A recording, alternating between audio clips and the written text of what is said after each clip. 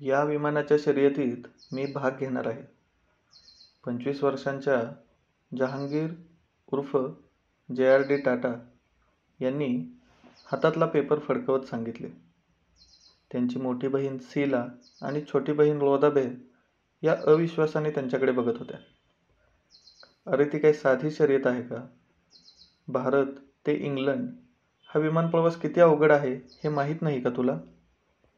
अवघड आहे म्हणूनच मला भाग घ्यायचा आहे. पण हा सगळा प्रवास एकट्यालाच करायचा आहे. काही अडचण आली तर कोणीच सोबत नसणार आहे. मी एकट्यानं करू शकेन ते. भारतात विमान चालवण्याचं लायसन मिळवणारा मी पहिला माणूस आहे. जे.आर.डींनी खोट्या खोट्या अभिमानाने आपल्या लायसन्सवर मिळालेल्या पहिल्या नंबरची आठवण त्यांना करून दिली. अरे, पण तुझं वय काय? 25व्या वर्षी असं धाडस कशाला करावं? एका 17 वर्षाच्या तरुणानं सुद्धा स्पर्धेत भाग घेतलाय. मी तर त्याच्यापेक्षा मोठा आहे. शेवटी त्यांच्या बहिणींनी हार मानली. एकदा मनात आणलेली गोष्ट तो बदलणार नाही हे त्यांना एव्हाना कळून चुकलं होतं. श्री आगा खान यांनी ही शर्यत आयोजित केली होती.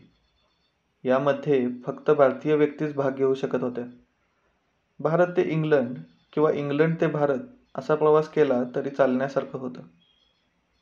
शर्यतीमध्ये एकूण 3 स्पर्धकांनी भाग घेतला होता. रावळपिंडी येथील मनमोहन सिंग आणि 17 वर्षांचे अस्पी इंजिनियर हे दोघे इंग्लंडवरून प्रवासाला सुरुवात करून कराची विमानतळावर येणार होते. पण जे.आर.डी. यांनी कराचीवरून आपला प्रवास सुरू करण्याचा निर्णय घेतला. मनमोहन सिंग यांनी आपली शर्यत सुरू केली, पण दाट धुक्यामुळे त्यांच्या विमानाचे थोडे नुकसान झाले. त्यांना आपला प्रवास थांबवावा लागला. विमान दुरुस्त करून त्यांनी पुन्हा एक प्रयत्न केला, पण इटलीमधील एका शेतात त्यांना आपले विमान उतरवावे लागले आणि या शर्यतीतून ते बाहेर पडले.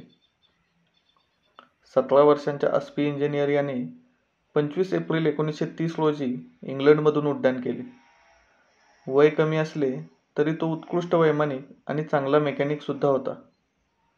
प्रवासात त्याच्या विमानाच्या इंजिनमध्ये बिघाड झाला, पण तरीही त्याने आपले विमान सुरक्षितपणे इजिप्तमधील एका विमानतळावर उतरवले.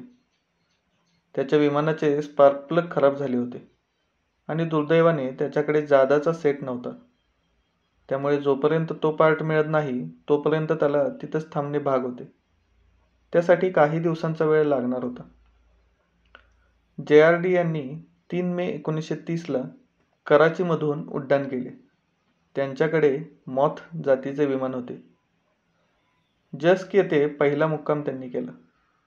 तिथून निघाल्यानंतर एक मोठे वाळवंट पार करून त्यांनी गाझा येथे पुढची रात्र घालवली. बगदादपासून पुढे गेल्यावर ते एका वादळात सापडले आणि त्यांच्या नियोजित मार्गापासून भरकटले. त्यावेळी आपल्या विमानाच्या होका यंत्रामध्ये दोष आहे हे त्यांच्या लक्षात आलं. पण त्यांचा नकाशांचा अभ्यास चांगला होता. त्यामुळंच इजिप्तमधील अलेक्झांड्रिया विमानतळावर त्यांनी आपलं विमान सुरक्षितपणे उतरवलं. तिथं विमान दुरुस्त करून घेत असताना एका इंजिनियरने त्यांना तुम्ही कुठून आलात असा प्रश्न विचारला.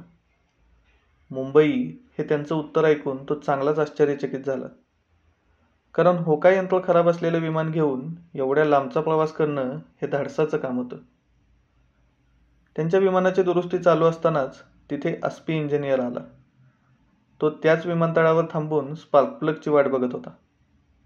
त्याची अडचण कळाल्यावर जे.आर.डींना त्याची गंमत वाटली. जगाच्या एका टोकावरून दुसऱ्या टोकाला निघालेला हा 17 वर्षाचा तरुण जादाचे पार्ट सोबत आणत नाही हा वेंधळेपणाच होता. पण सुदैवाने जे.आर.डींकडे जादाचे 4 स्पार्क प्लग होते. त्यांनी त्या अस्पीच्या हातात देताच त्याचा चेहरा आनंदाने उजळला. त्याने शर्यत जिंकण्याची आशा सोडून दिली होती, पण जे.आर.डींच्या उदारपणामुळे तो आपले ध्येय पूर्ण करू शकला असता. त्याने कृतज्ञता म्हणून एक मे वेस्ट जॅकेट जे.आर.डींना दिलं. तू हे जॅकेट आणलंस, पण जादा प्लग आणायला कसं काय विसरलास? त्यांनी मिश्किलपणे विचारलं. अस्पीने खजीलपणे स्मितहास्य केलं. आता वेळ घालवणं दोघांनाही परवडणारं नव्हतं. त्यांनी हस्तांदोलन करून एकमेकांना शुभेच्छा दिल्या आणि उरलेली शर्यत पूर्ण करण्यासाठी निघाले. तिथून उड्डाण केल्यानंतर जे.आर.डी. नेपल्स विमानतळावर पोहोचले. तो विमानतळ लष्कराचा होता. त्यामुळे नियमानुसार सकाळी 6 वाजण्यापूर्वी विमानाचे उड्डाण करणे शक्य नव्हतं. त्यांना रात्र तिथेच घालवावी लागली. शर्यतीचा शेवट आता जवळ आला होता. त्यामुळे काही न करता शांत बसणं त्यांना आवडत नव्हतं. पण नियम पाळणं तर भाग होतं. शेवटी कशीबशी रात्र उलटली आणि पहाटेच त्यांनी उड्डाण केलं. जेव्हा ते इंग्लंडच्या विमानतळावर उतरले तेव्हा काही वेळापूर्वीच अस्पेने शर्यत पूर्ण केल्याचं त्यांना कळालं. ते नाराज झाले. एवढे कष्ट करूनही यशाने त्यांना थोडक्यात हुलकावणी दिली होती. पण त्यांनी ते अपयश खेळाडू वृत्तीने स्वीकारलं आणि दुसऱ्या विमानाने परत कराचीला पोहोचले. आपल्या स्वागताला कोणी यावं असं त्यांना वाटत नव्हतं. पण तिथे अस्पी इंजिनियर त्यांची वाटच बघत थांबला होता. JRDंना बघताच अस्पीने त्यांना कडकडून मिठी मारली. त्यांच्यामुळेच आपण ही शर्यत जिंकू शकलो हे त्याने प्रांजळपणे कबूल केलं. त्याच्यासोबत तिथे अजूनही काही लोक होते. त्यांनी एक छोटासा कार्यक्रम करून JRDंना एक मेडल सुद्धा दिलं. या सगळ्या प्रकारानं JRDंच्या डोळ्यात पाणी तरळलं. शर्यतीमध्ये जरी दुसरा नंबर आला असला तरी त्यांना आयुष्यभराचा एक मित्र नक्कीच मिळाला होता. पुढे दोघांनीही आपापल्या क्षेत्रात खूप मोठी कामगिरी केली. JRD यांनी टाटा ग्रुपचे अध्यक्षपद स्वीकारले आणि एअर इंडिया कंपनी नावारूपाला आणली.